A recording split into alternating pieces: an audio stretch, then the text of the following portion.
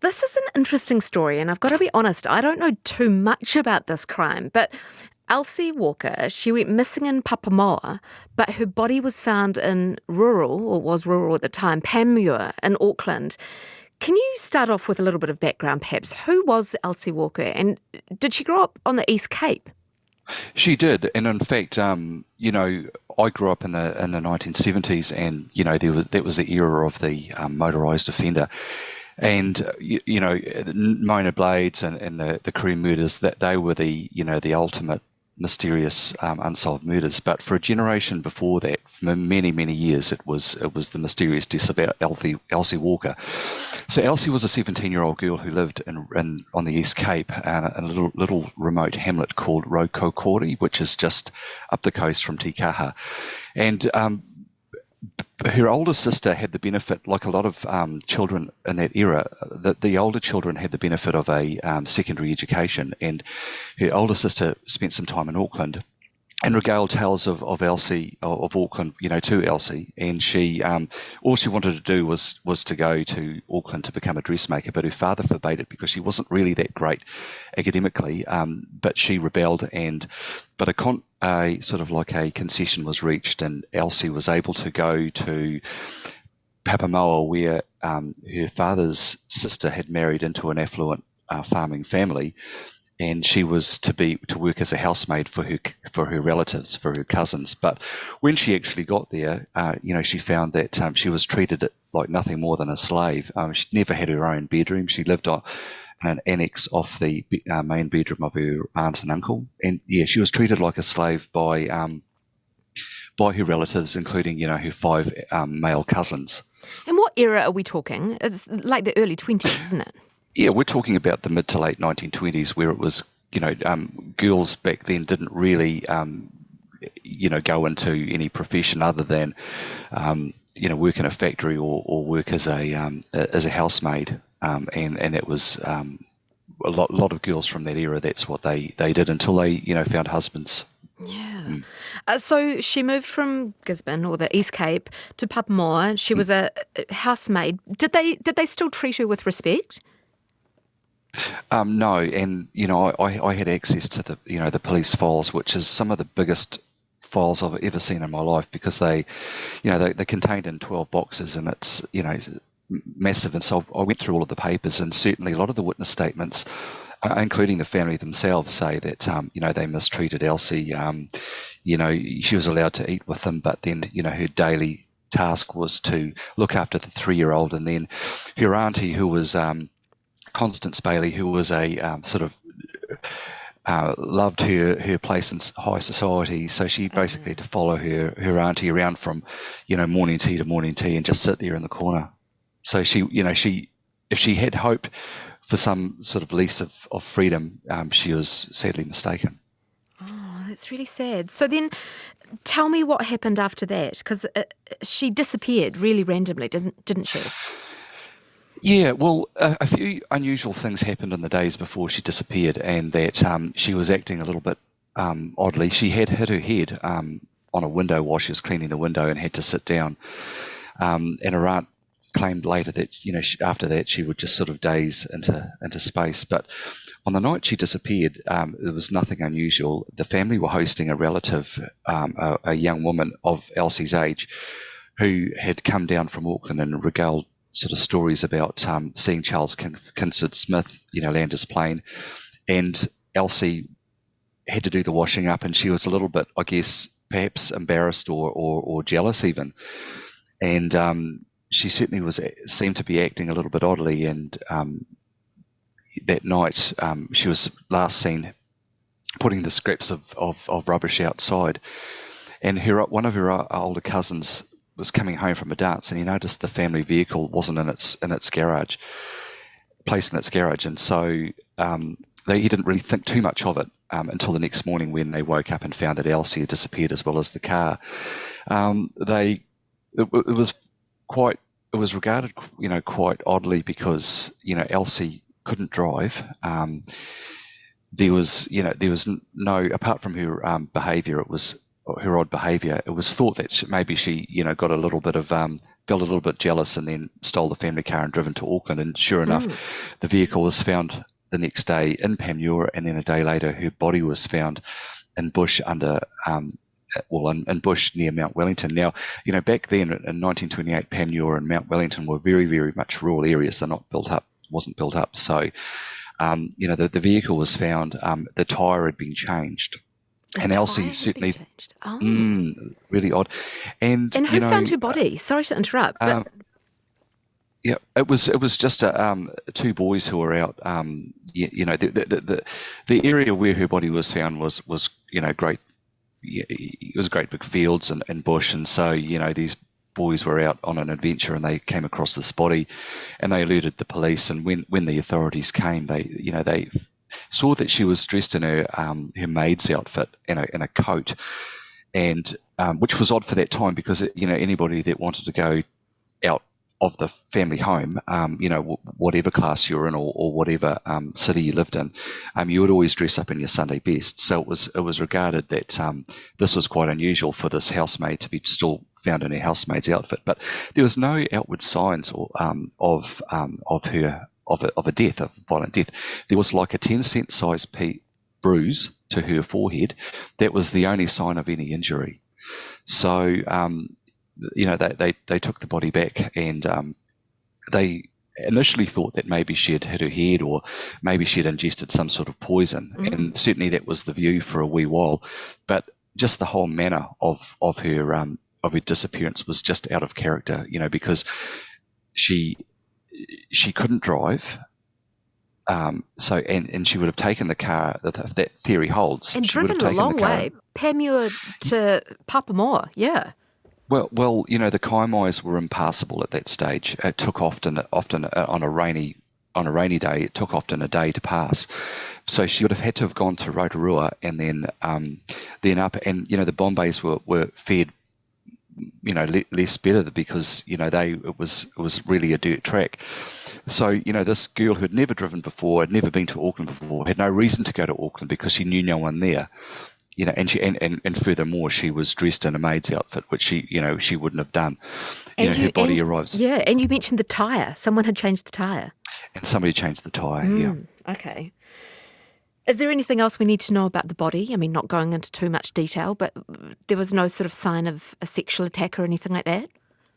Not at that stage. I mean, the police went with the theory that perhaps she'd driven off in a fit of jealousy and banged her head, changed the tyre, banged her head, and then wandered off in a daze and then crawled under the bush and died. And so the police weren't really getting anywhere too fast with that. And then when they received sort of the hurry along from the then commissioner, because by this stage the Truth newspaper were getting involved, and I need to add here that the Truth newspaper was most people remember as a scandalous rag, but back in the 1920s, it was one of the few newspapers that covered, a lot of information quite thoroughly, even though it was a little bit far-fetched. But the Truth reporter and Redma Iska's book about the Truth mentions that they had some of the most colourful writers or colourful journalists, and these people were putting together stories. Basically, the Truth reporter was following the police from door to door, and then they were making up stories as they went. But the stories were, quite dramatic. But it had reached a point where the police weren't getting anywhere with their case, and they brought in a detective called James Bickerdike from Christchurch. Now, Bickerdike was one of those hard-nosed detectives who he was really, at this point in his career, he was really wanting a win because he, in my book, Shot in the Dark, which covers the Elsie Walker case in the chapter beforehand, tells of another unsolved murder of a girl in Christchurch, another housemaid, and Bickerdike, he couldn't secure a conviction for that murder, and so he was really wanting a victory here, and so he was brought in, and he had a look at the statements of the Baileys, and he actually decided to send Elsie's clothing away for blood analysis, and all of a sudden, one point that the pathologist came back with an addendum to the original statement to say, we believe that Elsie Walker had died as a result of a blow to the head. Now this, I can't begin to say how much this actually surprised the senior police, but it also it brought in a new track. So they were able to go down the avenue of, okay, so she may have been killed by somebody. Who was it? The Elsie's clothing at this stage had come back, and it found semen stains on her bloomers Oh. and blood, which happened in the period immediately before she disappeared. So forensics science today would be able to confirm who it was, but Bickerdike placed a lot of pressure on the Bailey family, and it was concluded that the semen had arrived on her bloom as a result of her skylarking with one of the Bailey boys, her cousins. So which one of them it was, no one would admit to. But it changed the whole thing. And so the commission wanted to hurry along. The inquest went ahead. Now the police decided to close in on one of the 5 Bailey boys, and that was Bill. Bill Bailey, he was the oldest one, and he was 21 at that stage. And about a month before Elsie disappeared or was killed or died, Bill left in a hurry and moved to Auckland because Bill was the local ladies' man. He was also a bit of a troublemaker. And he got his 15-year-old neighbour pregnant, and so he basically escaped to Auckland with the help of his mother, and set up there. They tried to set him up on a farm. Now, there was a thought that Bill may have, somehow come back to Papamoa because he was at this stage. His father had kind of disinherited him for when he found out about the scandal, so he was left to his own devices, and he didn't have work, and so it was thought that he might have snuck back on the train overnight. And because at that stage the main trunk railway went straight through the Bailey's property in Papamoa, so as it slowed down, he could have jumped off and Grabbed jumped the car. off, got into the house and grabbed the car. But he also there was money missing from the Bailey household, so as well as some of the jewellery. Yet Elsie's purse with her meagre savings in it was still on the table. So Bickerdike came up with a theory that maybe Elsie, while she was cleaning the rubbish, had caught Bill outside, and Bill was robbing the house, looting the house, and perhaps there was a confrontation, and then he hit her. And because the other interesting aspect to that is that where the car was found was pretty close to where Bill had first moved to Auckland a month earlier. So the inquest went for a week, and it was, by this stage, it was really high profile.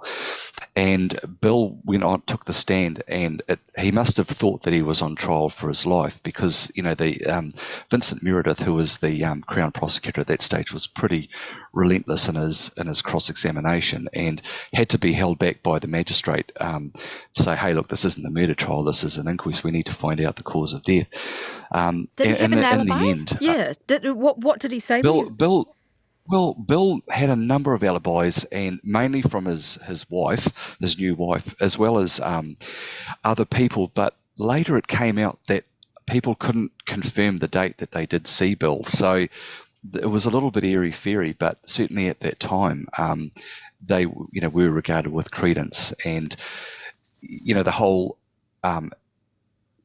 sort of theory that Bill might have killed his cousin if there was a sexual motive. People were very conservative back then, and it was probably doubtful. Yeah. And can you tell me what sort of forensic technology did they have back then? Because my brain is just boggling, thinking, well, we'd be able to solve that crime ASAP if it was these days because of technology. But did they have fingerprints and everything like that back in those days? They did, and the car was fingerprinted. It was extremely dusty, but they could find no fingerprints on it. And when Elsie was stripped at the morgue, her clothes were put in like a closet, and they stayed there for months until they determined that she didn't die of poisoning, and until somebody came out and thought, hey, we better send the bloomers and the clothes off for forensic testing. But Professor Armitage, who was the government bacteriologist at that stage, who tested for blood and semen analysis, he couldn't really give an accurate guess as to who it was because the clothes by that stage had dried up. He could confirm that the semen likely would have come from the Baileys, somebody in the Bailey family, but at that stage, still in forensic science, still in its infancy, he couldn't narrow down exactly who. Oh my gosh. So did they ever have a funeral for her? Yep, they did. It was attended by Bill and his father. Bill's father came up and he put himself in charge of the funeral. She was buried at Purua Cemetery, and Elsie's dad came up from the coast for the day and then headed back on the train. But the fact that there was death by misadventure just wasn't accepted by the public, and by this stage there's a big furore, and the Minister of Justice lobbied for Parliament to put a commission inquiry to work out how come the police didn't know about or changed the attack about the an accidental death to a possible death by a blow to the head. So the police went on trial, and they said, well, actually, we were floored by the pathologist's change in their opinion, whereas the pathologist said, well, actually, we didn't come to that conclusion first because we thought that she'd been poisoned. It was only after that we determined she wasn't poisoned that we thought that the only logical sign of an injury there was that small blow to the head, that she must have died from the blow to the head. So the police were under the knife at that stage, and so all the while the Truth newspaper, every week it's there's a new story. Any little tidbit of information was made and elaborated into this massive story. And I encourage listeners to go into papers past where the Truth in 1928 and 29 is accessible, and if you read week by week the articles about Elsie Walker and you compare them to, say, the chapter in my book, which I believe is quite comprehensive, there are two very, very different stories, yet both are quite plausible and quite quite engaging. The Truth paper is highly fictional. And I'll give you an example of a story in that when the police were first searching the area where Elsie was found, they found a minty wrapper. So the minties have been around longer than we have, and it was determined later that one of the Boy Scouts, because there was a Boy Scouts hall sort of quite close by, that one of the Boy Scouts had dropped a minty wrapper, but when the Truth heard about this, then they made a whole article about, well, poor Elsie Walker was sitting on a picnic blanket, possibly eating a minty, while her killer was, walking around and about to strike her, type thing. And you read that and it's like, wow, that's quite amazing. But it was all, this whole story was elaborated over this this innocent minty wrapper. Oh my gosh, I feel very sad for this case. She sounds like she was just in a terrible situation, but it went unresolved, didn't it? Like, no one was charged. No one was charged, and after the commission of inquiry, even a neighbour of Constance Bailey wrote to her to say that I saw Bill Bailey on the train that day, yet when this woman was interviewed earlier, she said that she didn't hear anything. So Constance went to the police and they set up this type of this operation in this hotel room. And back in the day there was no recording devices, so there's a record in my book where Constance Bailey is talking to this woman, and she's clumsily trying to induce a bribe out of this woman, and this woman's sort of standoffish, and in the meantime the detective is in the closet next door with a notebook trying to write in shorthand a recording of this alleged bribery. But so Bill Bailey's mother was trying to bribe the woman who thought she saw Bill Bailey on the train.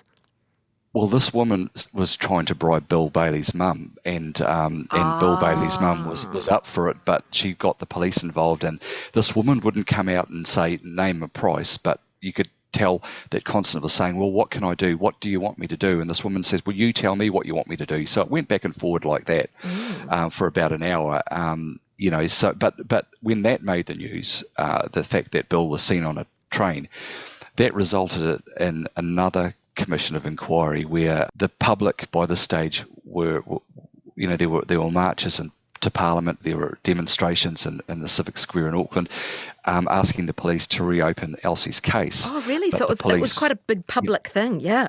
It was massive all around the country. And, Elsie was, a timid 17-year-old girl. So, what she would have made of it, who knows, but she would have been probably quite embarrassed. But the police at that stage couldn't reopen the case, but a law was passed later that if new information came to hand, then the authorities had the were able to reopen a case, but they couldn't with Elsie. So, her case went unsolved for years. But Bill Bailey, I probably need to explain that, even though there was no radio and no TV, people read the newspaper and Bill Bailey's name was mentioned all throughout, and so everybody knew Bill Bailey.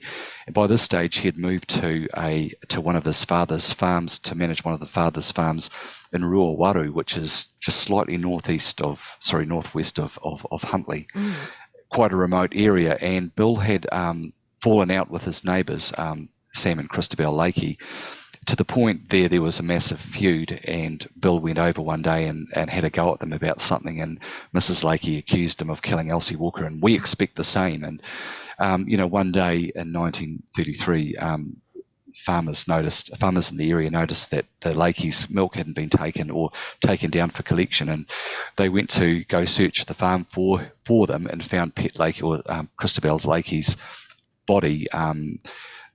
She'd been beaten to death, and her body was laid out in a pond, and they couldn't find Sam Lakey, and they searched for days and days, but some quite astute detectives who'd come down from Auckland searched the garden and the fence line and found burnt bits of was later determined to be Sam Lakey. So in short, what happened was that Sam Lakey may have been shot dead, and then his body put in a oil drum and burnt beyond, and so his remains were scattered beyond the farm. And so Bill Bailey was the likeliest suspect, and so he went to trial, and he was indeed found guilty of the double murder and hanged. Oh, no way. And they didn't open the other case at all, the Elsie Walker case? No, so effectively that Elsie Walker's case is still unresolved. Oh my gosh. That is a turn, the Lakey deaths. So what, do you know anything about what the Bailey family did after he murdered his neighbours? Did they disown him, or was there any, did they turn up to court or support his son? Well, they did, and Constance Bailey was, at his side all throughout, and she would probably admit up to her dying day that Bill was innocent of everything. Certainly the Baileys were quite a well-respected family in the wider Papamoa Te community, and the whole scandal, certainly back in the day, they pretty much withdrew into themselves. I know that when I researched the book, I did get in contact with members of Elsie's descendants, or not so much her immediate descendants, but she had 3 brothers and 3 sisters. So I contacted some descendants who are quite elderly then, who don't recall Elsie but know all about the case, and they don't have much love for the Bailey family, even perhaps to this day. Right. They certainly believe that he was guilty. Whereas, there was it's probably unfair to blame Bill for Elsie's death, because it was never proved. And as I say, he did have alibis. Some of them, and I certainly believe that the sighting on the train by Mrs. Thompson, the lady next door, was false, and it was only in the end she sold her story to the Truth and got quite a bit of money out of it. Which may have been a lie anyway. I'd say so, because Bill would have come, if Bill had killed Elsie, he would have come on the overnight train in the dead of night, which was a goods train. He would have easily been able to stow aboard, whereas Mrs. Thompson and Mrs. Langdon, the 2 sisters, they claim to have seen Bill, at some point during a couple of days before.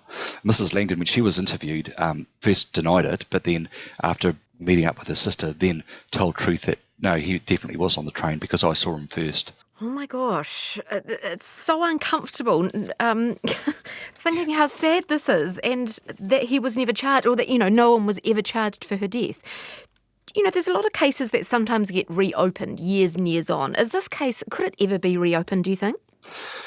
Oh, look, I don't think so. No. Certainly, reading the police file, they did everything in their power to get to the bottom of it.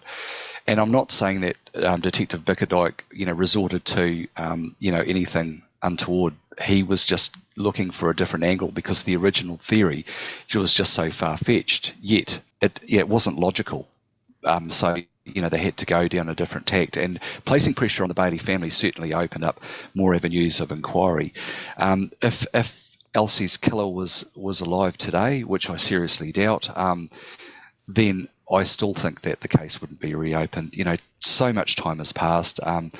Elsie's bloomers and her clothing, I've got photos of that in my book, but they are still held at archives. In fact, the police museum may have them now, but you wouldn't be able to get anything from them. But certainly if that scenario happened today, if Elsie disappeared today and we go through the same scenario, there's no doubt in my mind that that case wouldn't be solved immediately. Do you think you know who killed? I mean, could you say, I think Bill Bailey did it? I do think that Bill Bailey was responsible, but then I've also, look, I've been mulling this over for years and years, but I do wonder whether or not, Frank Bailey, who's, the patriarch of the household, he may have had something to do with it too.